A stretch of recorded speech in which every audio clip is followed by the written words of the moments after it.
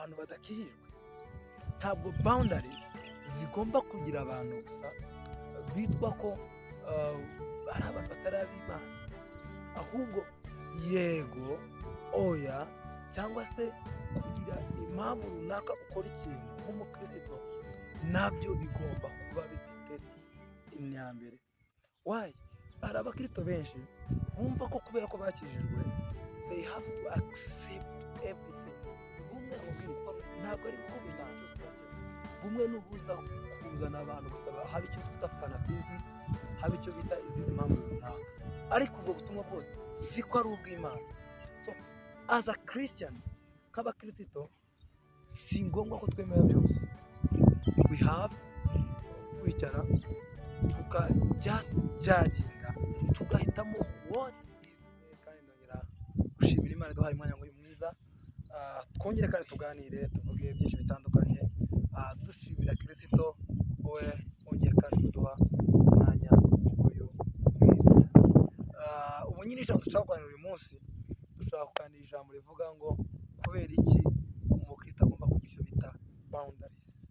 Kuki umukristo agomba kugira imipaka runaka agenderaho.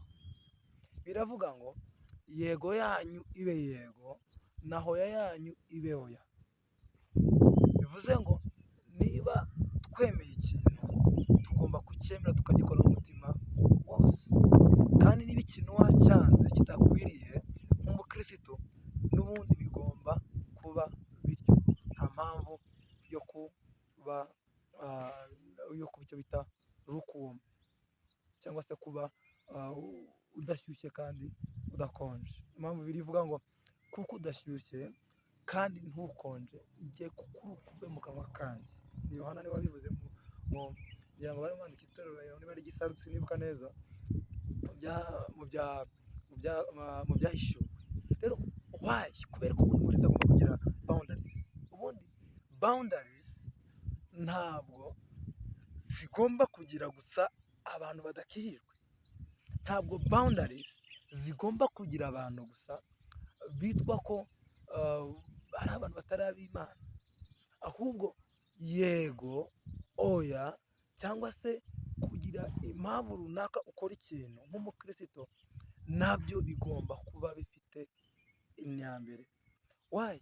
Hari abakristo benshi bumva ko kubera ko bakijijwe they have to accept everything. Reka nkubwire, ntabwo ari uko buri kintu cyose uzacyemera. Isi ifite definisi umukristo. Isi ifite ko irimo ira positioning umukristo, ifite direction irimo iraho umukristo, ifite direction ndetse n'igitekereza ku mukristo.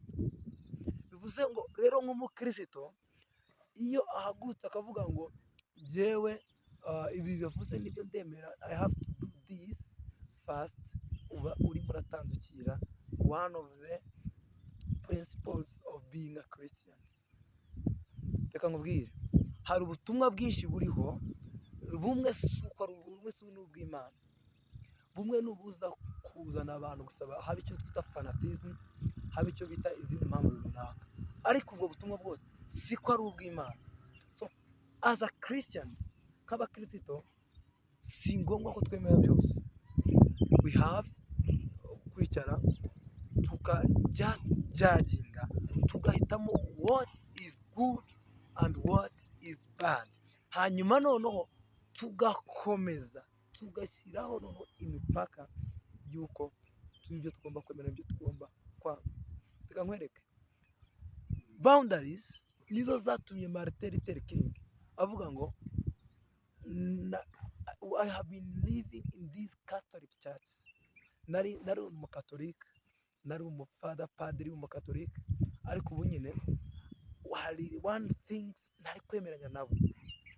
Abasha kwikwestioninga ibintu, amara kwikwestioninga ibintu abasha kubona results z'ibyo ashaka. That is when nicyo gihe have to be Protestant, the people who have been protesting from the Catholic teachings. Abantu bari kuprotesta, bari kwanga, bari kuba oppose n'inyigisho za Catholic bitewe na thinking and meditation of one man. ubundi si na ngombwa yuko umukristo yagakwiye ibyo yigishwa gusa n'ibyo agomba gufata. We have to be like church of Berea. Tugomba kuba nk'abakristo muri Berea, mu itorero ry'i Berea. I Berea bajyaga bigisha, Pawulo yamara kubigisha cyangwa se abandi bamara kubigisha what they taught them, ibyo babigishije, bamara kugera mu rugo, they have to look at them, they have to interrogate all those things. Bajaga kubaza ibyo bintu, babibaza ibyanditswe, kuko ese ubundi ko batwigishije gutya, how, ese ibyanditswe byo bibivugaho gute, ese abandi banditsi babivuze gute, ko muvugaho tumwatwigishije. So as a Christian, we have to accept things, but also we have to intervene in and just doing our research, and also to have a boundaries of what we have to do and what we have not to do. Boundaries ku mukristo cya mbere bituma abasha kugira icyo twita reasoning iri right, icyo cya mbere. Ikindi, boundaries bituma abasha kumenya imipaka ye ntarengwa cyangwa se aho atagomba kurenza urugero. Boundaries ikindi kandi zigufasha, ziguha kugira ngo ufunguke amaso, ubashe kuba specific ku kintu runaka. Urugero, niba dufite ibintu byinshi bidukeneye nk'abakristo, muri ibyo bintu byinshi cyangwa se niba hariho ibintu byinshi dukeneye byinshi twakora, muri ibyo bintu byose hari specific things or the priority things I have to deal with. So ibyo rero biri specific things cyangwa se biri priority ngomba gukomeza, ngomba gushyiramo imbaraga, nibyo ngomba kugira gute relying on that. None ikibazo rero gihari nuko abantu, nuko most of the people they just majorize, bagerageza gukora ikintu akajya gatoya akabiko bagira n'ikindi, which means niba rero uri umukristo, boundaries ni ikintu cy'ingenzi. Yego yawe ibe yego, oya yawe ibe oya. No, never being taken somewhere by each and every person. Ntuzigere ujyanwaho ahantu hari hose na buri muntu uwo ari we wese, kubera yuko iyo ukomeje kujyanwa ahantu runaka na buri muntu uwo ari we wese, hari igihe babona ko udafite right sound doctrine of what you're doing. So bisaba iki rero? Bisaba kuba uri umuntu uzi guhitamo what to do. Ikindi kandi, boundaries zizagufasha kugira ngo ubashe kwachivinga goal zawe quickly and effectively. Bizagufasha kugira ngo ubashe kwachivinga intego zawe byihuse kandi neza.